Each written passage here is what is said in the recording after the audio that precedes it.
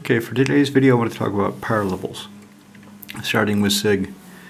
The trigger for this conversation is a recent game I had where, I was playing Sygg, which the goal is it's my discard and Spectre deck. So I've got all the good Spectres, I've got a lot of ways to make my opponent's discard and then get value from the discarding. For example, they discard a card, I can gain 3 life. If they discard a card at the beginning of the end step, I can pay 1 life and draw a card.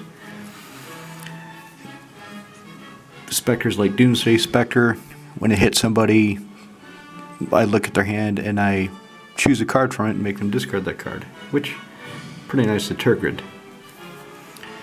Pretty nice with Sangromancer.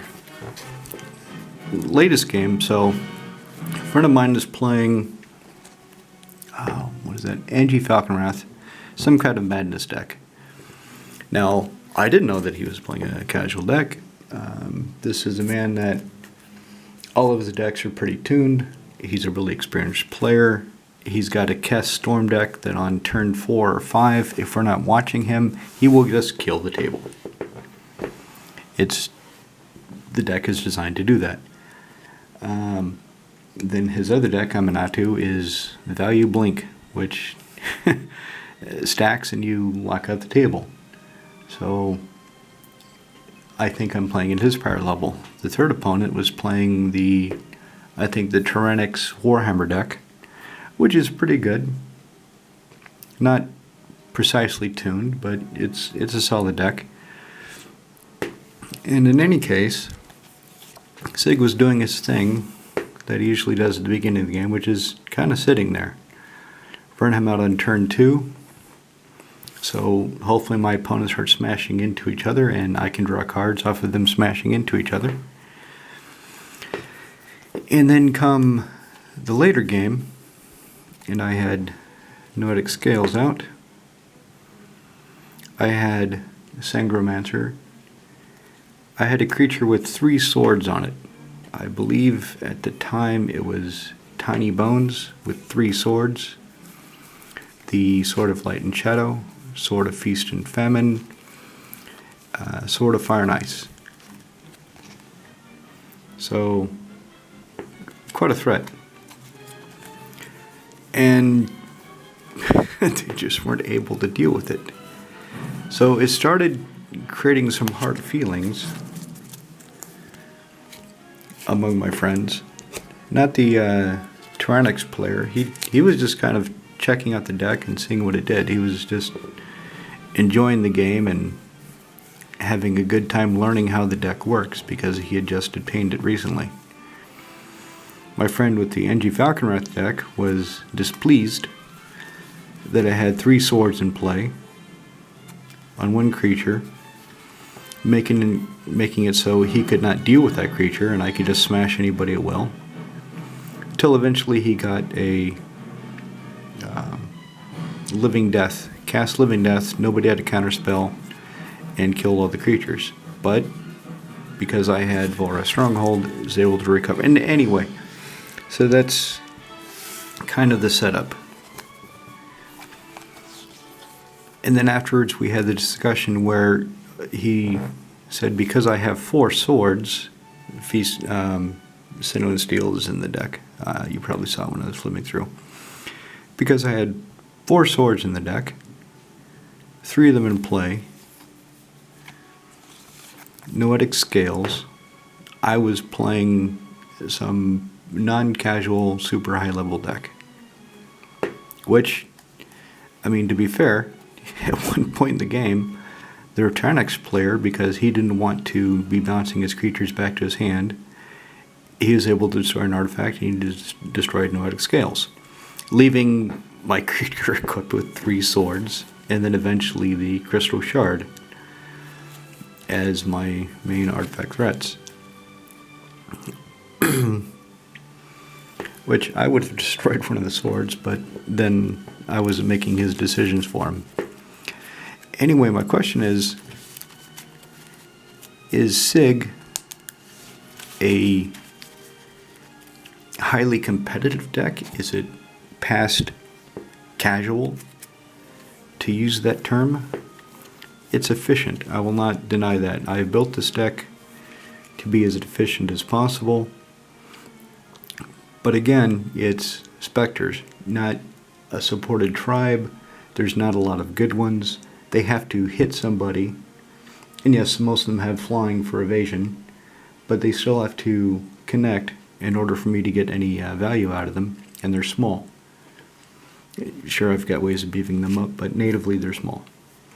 I've got bad cards like Temple of the False God.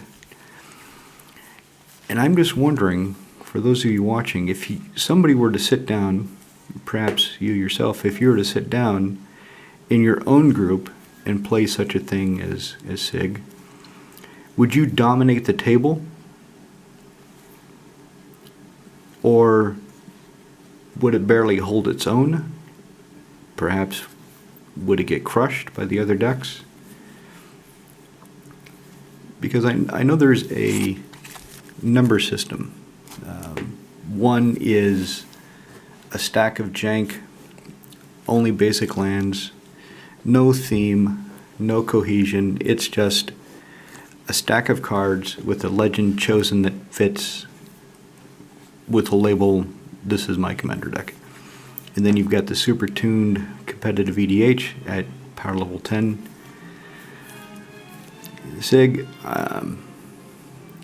7, 8, just because it is efficient and I have tuned the deck fairly well. The other consideration is the reason the deck looks like this is I've been in an arms race. So there's two main groups of players I would play with. One in Prague, and that group died. Two of the lads moved out of the country.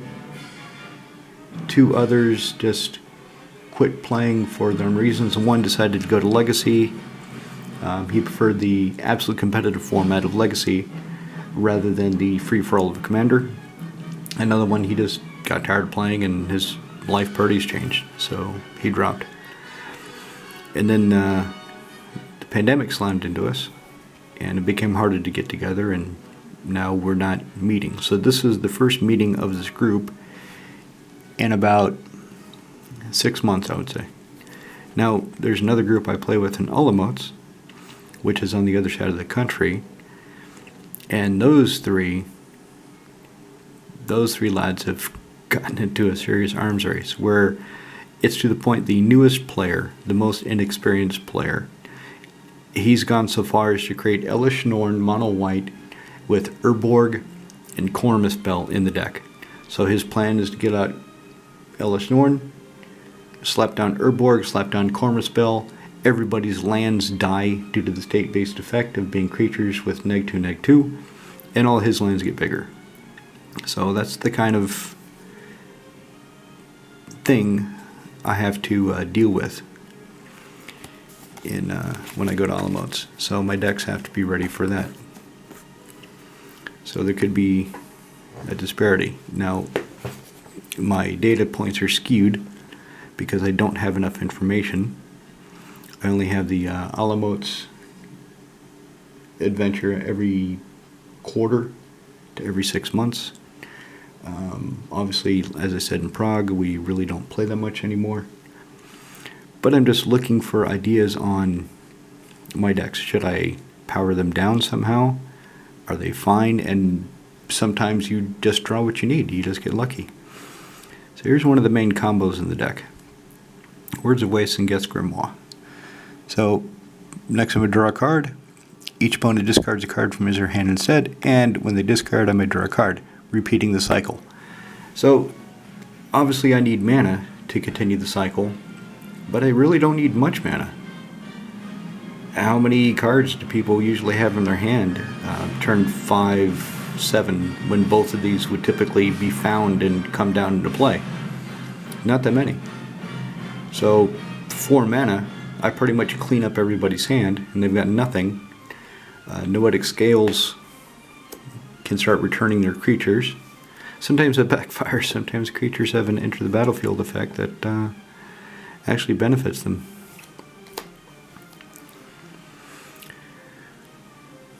So what do you think? Let me know in the comments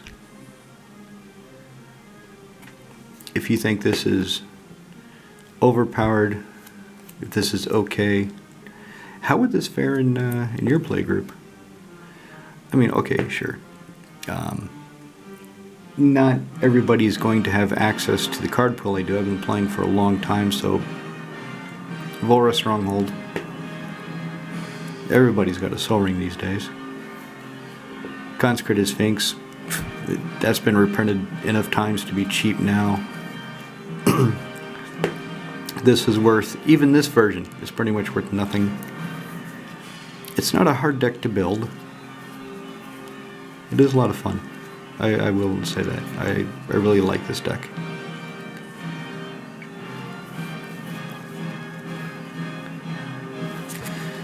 So that's it. That's me kind of rambling, ranting, venting about people calling me out for playing a non-casual deck in a casual game when I didn't know it was a casual game. And I just want people's thoughts and opinions. I want to have a conversation. I don't get to talk about Magic that much, and that's what I want to do today. I wish this was available in foil. As you can see, I love my foils. Alright, that's it. Cheers. Talk to you again soon.